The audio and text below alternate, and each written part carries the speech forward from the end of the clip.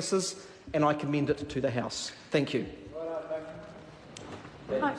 I call Andrew Bailey. Thank you, Madam Speaker. It's a pleasure to be talking on the Commerce Amendment Bill first reading.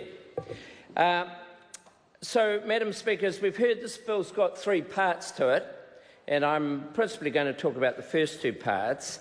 The first one around the competition studies.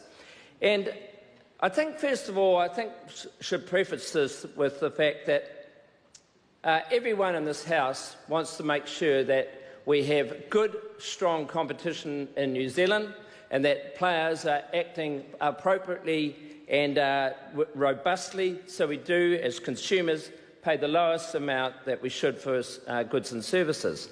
So I don't think there's anything to debate about that point. The role of the Commerce Commission itself is really at the stake of what this is about. And I just want to pick up on those points that the last speaker just raised. So it's about the degree of balance and who should have the authority to go and undertake what is the most significant of any of the activities that a commission such as the Commerce Commission in New Zealand would undertake, and that is undertaking a market power or a market investigation.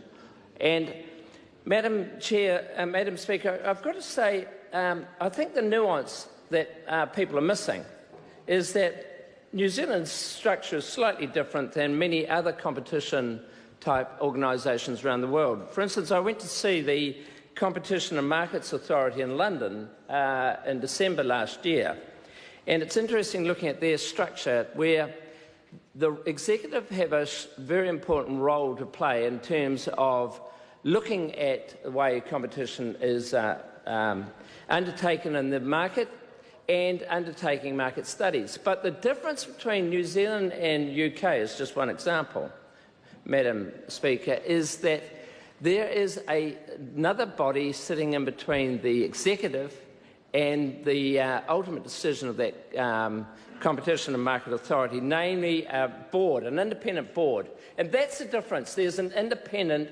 step before the Commission would go off and do what is the most significant of actions that it ever take. And bear in mind that if the Commission gets it wrong, it may in some cases be absolutely detrimental to the business concerned. So the reason why we're opposed to this bill, Madam Speaker, is the fact that we believe when it comes to these really, really important decisions around undertaking a market study, those decisions should be taken by a minister, subject to a cabinet process, so that they are given the heightened level of scrutiny before they're undertaken. That's not to say that they should not be undertaken, but what it makes very clear is that there's a high threshold, because, as I said before, if they get it wrong and there's an aspersion around a market study that's undertaken and found in time to be incorrect or unproven, then that can be very detrimental to the business concerned.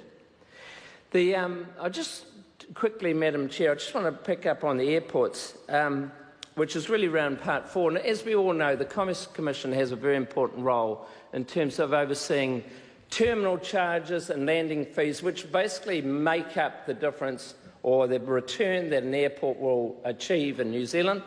Those two are the key drivers. And, of course, the Commission has a role in terms of setting an appropriate return on the investment, or WACC, for the three airports, Auckland, Wellington and Christchurch. And what this piece of legislation is provides, by regulation, an ability for the Commission to require more information, and that, as a former member of the Regulations Review Committee, Madam Speaker, I'm sure many will appreciate that it's much more important that those types of powers should be embedded in the primary legislation and not through the back door, i.e. in the form of regulation making power. And that is why we have a problem with this piece of legislation. So the third element, of course, we are supportive of, but, Madam Speaker, I think those 2 points that I've spoken about earlier are vital, significant and important. And I think people need to think very, very clearly about them, but certainly from my perspective, I wouldn't be supporting this bill.